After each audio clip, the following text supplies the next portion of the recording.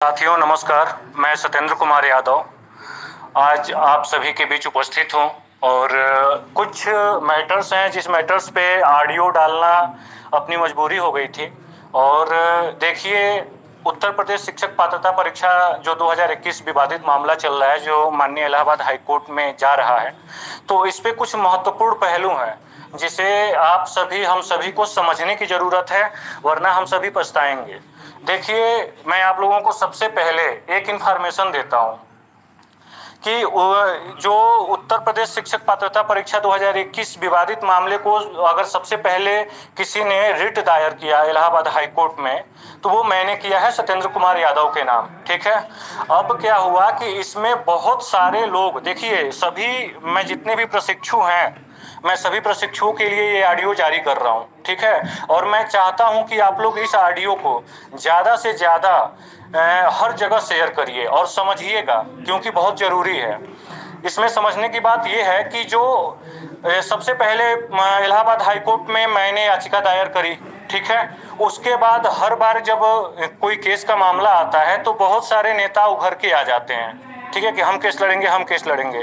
और वो सब ग्रुप बना के लोग पैसा इकट्ठा करते हैं और जब केस लड़ना होता है तो लोगों का किसी का पता नहीं चलता, सिर्फ एक और दो लोग बचते हैं, जिसमें एक मैं बचता हूँ या अन्यथा कोई एक और जो सही लीगली तौर से लड़ते हैं वो एक दो लोग बचते हैं। ठीक है। और अन्य जो बाकी लोग होते हैं सब पैसा चंपत करके उसके बाद घसक लेते हैं। पहला तरीका तो ये हुआ। और दूसरा जो सबसे जबरदस्त आइडिया है वो लोगों का ये आइडिया है। देखिए, पहले लोग क्या कर रहे हैं कि कम पैसे पे लोगों को लालच देके और पहले अपने साथ बुला रहे हैं, जोड़ रहे हैं, ठीक है, कि आप हमारे साथ याची बनिए कम पैसे में। अब इनका आइडिया जानते हैं क्या है? जैसे कि ये लोग सभी ग्रुपों में जाके सबसे पैसा इकट्ठा करेंगे। पैसा इकट्ठा करने के बाद ये लोग ये जानते हैं कि सत्येंद्र कुमार यादव के नाम सबसे पहले फाइल है, वो केस को लड़ते रहेंगे और वो लोग अब सबसे कम, थोड़ा कम पैसा करके और सबसे इकट्ठा करके और सबको कोर्ट में अगर बाय द वे याचिका दायर भी करवा देते हैं तो वो याचिका लड़ेंगे नहीं, वो हमारे साथ कनेक्ट हो जाएगी। ठीक है। और हमसे कनेक्ट करा के वो धीरे से घसक लेंगे। उन्हें कोई ज़रूरत नहीं पड़ेगी किसी सीनियर वकील खड़ा करने के लिए या किसी अन्य चीज़ों के लिए, और वो लोग धीरे से घसक लेंगे और पैसा चंपत कर ले जाएंगे। लास्ट में आप लोग समझिए, आप लोग समझ रहे हैं कि यूपी टेट का केस जो इलाहाबाद हाईकोर्ट में लड़ा जा रहा है वो ऐसे ही लड़ा जाता है, उसके लिए पैसे खर्च करने पड़ते हैं। तो इनका दिमाग यही लगा है कि सत्येंद्र के साथ केस हम लोगों की कनेक्ट हो जाएगी, हम लोगों का पूरा पैसा बच जाएगा।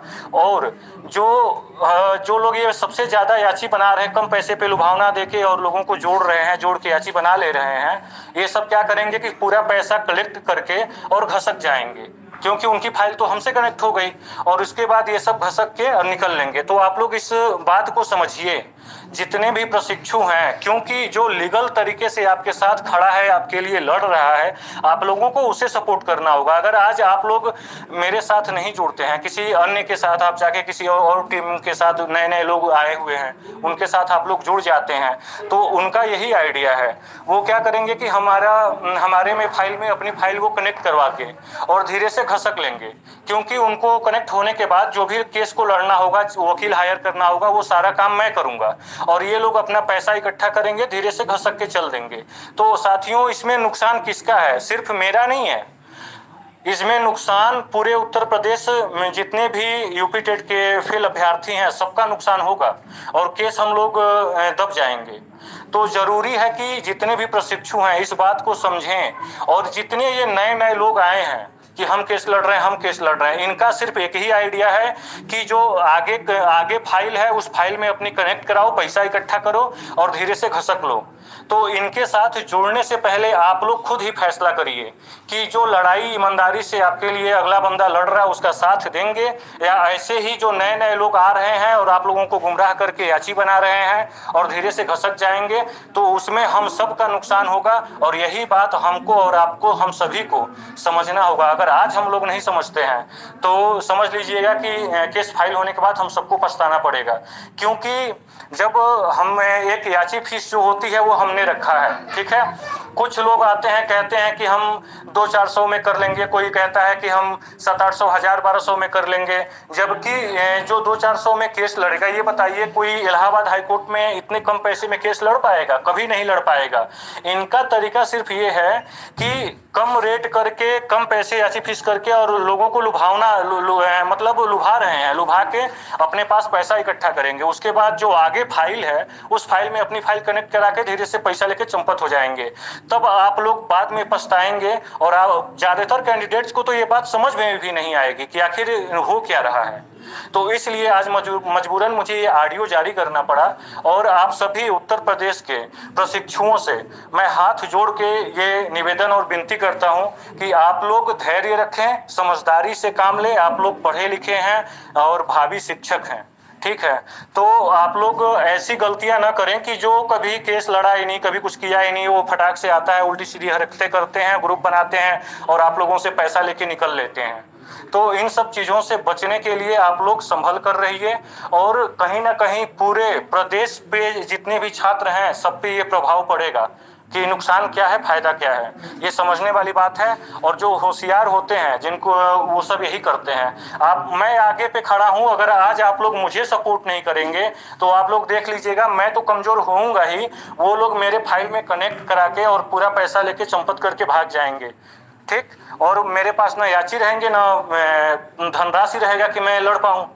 तो जब मुझे सहयोग धनराशि नहीं मिलेगा तो मैं किस बेस पे लड़ूंगा? क्योंकि आगे की फाइल हमारी है और सभी कनेक्ट करा के पीछे से भागेंगे। तो आप लोग, और इसमें नुकसान सिर्फ हमारा नहीं, पूरे प्रदेश के प्रशिक्षुओं का होगा। इसलिए सभी भाई बहनों से हाथ जोड़ के ये विनती और निवेदन मैं कर रहा हूं कि ऐसे चालबाजों के साथ आप लोग संभल के रहें और इनके साथ जुड़कर आप लोग बहुत भारी गलती कर रहे हैं। आने वाले समय में केस अपना दब जाएगा। हम लोग अगर बाई दबे हार भी जाते हैं तो बहुत पछताना पड़ेगा। अगर लड़ना है तो अच्छे तरीके से लड़िए। आप लोग पढ़े लिखे हैं, समझदार हैं। ज्यादा मैं नहीं समझाने की कोशिश करूंगा, जितना बेहतर हो सकता है मैंने बात अपनी रखी है। अब आगे जो भी समझना है वो आप सबको समझना है, ठीक है? धन्यवाद।